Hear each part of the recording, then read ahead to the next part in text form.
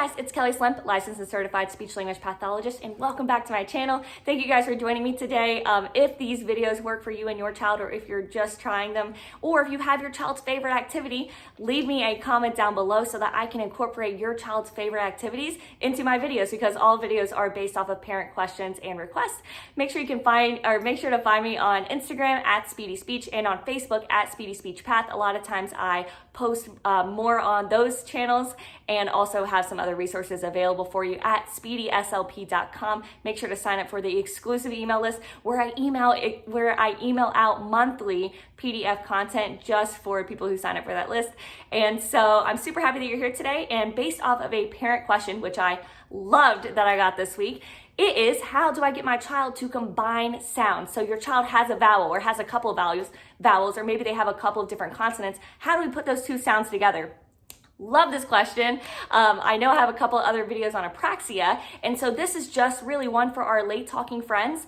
It could be used for apraxia, but again, I do have an entire apraxia playlist, and there's usually a very specific approach and order that we treat apraxia in, so make sure to check out those other videos if your child has apraxia or suspected childhood apraxia of speech.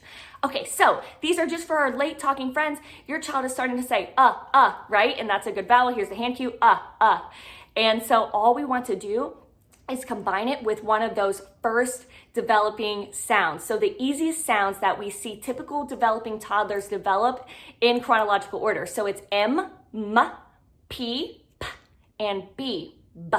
I'm trying to talk a little bit slower because some people tell me that I talk too fast in these videos, so let me slow down a little bit.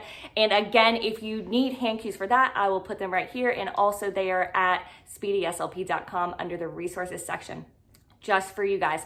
So your child's saying and maybe they're talking about a cookie, right? So they're pointing at the cookie and they're saying What is happening? This happens all the time.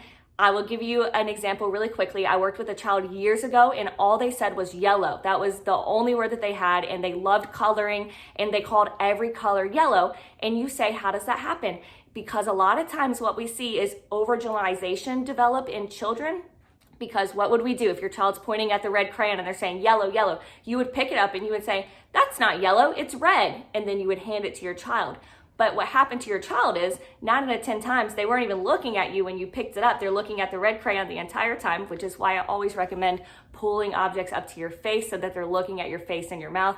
So now I'm holding the crayon up and I say, Ed, and I go over and over and over again instead of just giving them the crayon, because they're not understanding the words. They're not understanding that it is not actually what they're saying, because they're getting what they want out of it. And so what we have to do is motivate your child to try to combine sounds together to decrease overgeneralization. So your child's saying for the cookie. Every time they say I want you to add the P on there. You say up. Oh, here's up. And you can point up and you pick them up. And every time they say you go like this. You go up. Oh, you want up. You're drawing attention to what your child is actually saying and then giving them that, right? So you're going to pick them up every time. It's eventually probably going to upset them a little bit because you know that they want the cookie, but we have to draw attention to what they're saying and what they're actually meaning so that they will think, why does mom keep picking me up? I actually want the cookie. Then you can offer that choice, which is another great reason of why we offer choices to our kiddos, because that way it gives them power. And that's how we can motivate them in order to try new skills, to build new skills on skills that they already have, and in order to be successful communicating. So again, your child's saying, you're just gonna go up and pick them up. Once they're starting to get a little bit frustrated, then we're gonna offer them another option. Oh, eat? Did you want eat? Or if your child has cookie, you could do e. Oh, e. And then your child's like, yes. And you're like, oh, okay. E. Here's e. And again, if this is a pack of cookies or gummies, whatever it is, I'm gonna take one out and hand it to the child. One cookie or a part of a cookie or one of these. We don't hand the child the whole thing, because in this pack I can get 10 to 12 trials of saying e. Oh, and your child saying, maybe they are saying then you're just gonna go e.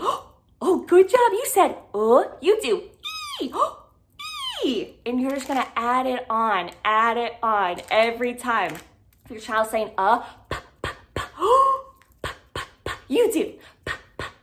Okay, we're gonna go up, and you throw them up, right? You're really drawing attention to it. You're gonna do that over and over and over again. Repetition is key. Trials are key. Remember, typically developing children have to hear something and see something 50 times to make that correlation. So you're talking about a late talking toddler, or one of our friends with a speech or language delay, they're gonna need even more time, even more trials, even more repetition. So I don't have a magic wand, but I do have whatever time I have working with that little child to do it over and over and over and over again. And then once you think your child, or once you hear your child saying, pa, pa, great, okay, now they have now they have pa. Oh my goodness, now's the time. So I'm gonna pick them up. You could do this on their feet. You could put them up on their feet, and that way they're looking at your face the whole time. Great for attention. And so here we go. So we're going, but we don't throw them up this time. And then I just give them that little hand cue. And hopefully that I've done it enough and your child picks up on it. If not, model it for them. Pa, pa, pa. And maybe there's a long delay. Maybe they say, you say, they say, you say, they say, and you get them up here, and then you go, pa, pa. And then they go, and you say, yay, and you throw them all the way up there. You gotta be really exciting. You gotta maybe like run them around, act like they're an airplane. Just be super overly excited. And then all we wanna do is close the gap of time that it took for your child to do that sound, right? And so eventually it's and you're showing them, you're modeling them, you're doing with your hand if you can. And then they say, and you say, yay, up. And you're modeling over and over and over again. And honestly, that is the best way, is using those visual hand cues, using those verbal models, and repetition and trial, and combining those two sounds. If your child's saying E, we're just gonna add t.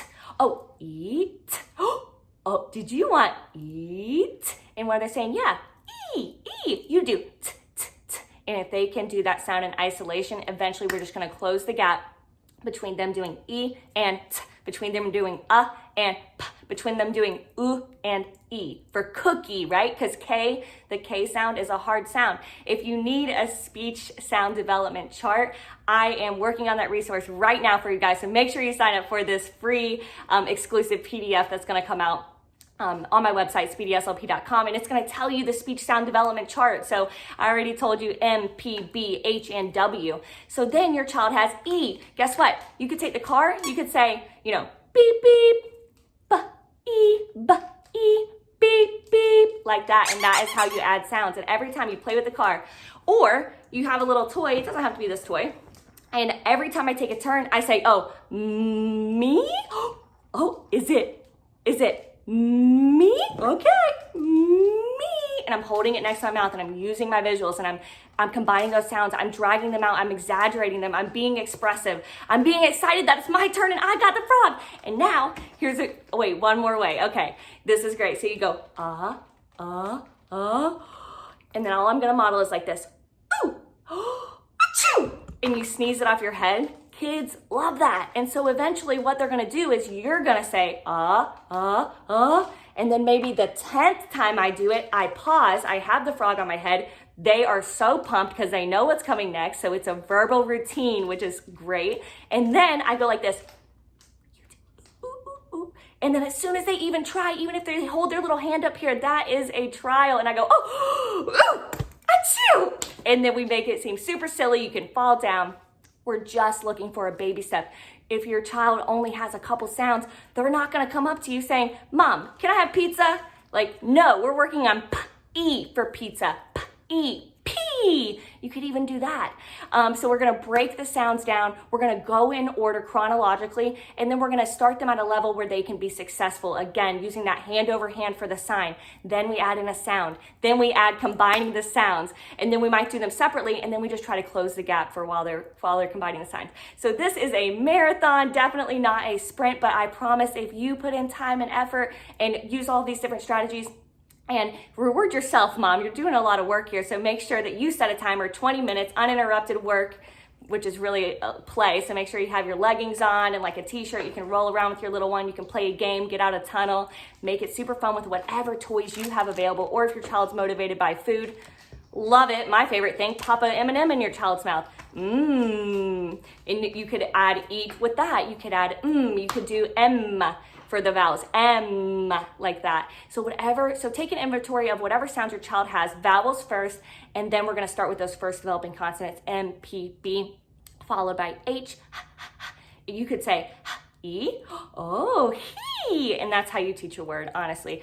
You just combine those sounds together and use the easiest possible sounds, and then your child is like, wait a second, every time I say eat or every time I say e, mom gives me a cookie, this is great. Now I wanna see if I can say pizza. Now I wanna say if I can say Thomas the Train, like, you know, PJ Masks, whatever it is that your child likes, that's what you're gonna work on, and you're just gonna model it over and over again using visuals, exaggeration, and also raising the motivation by not just giving into whatever it is, so we can decrease overgeneralization in your child saying the same thing over and over again.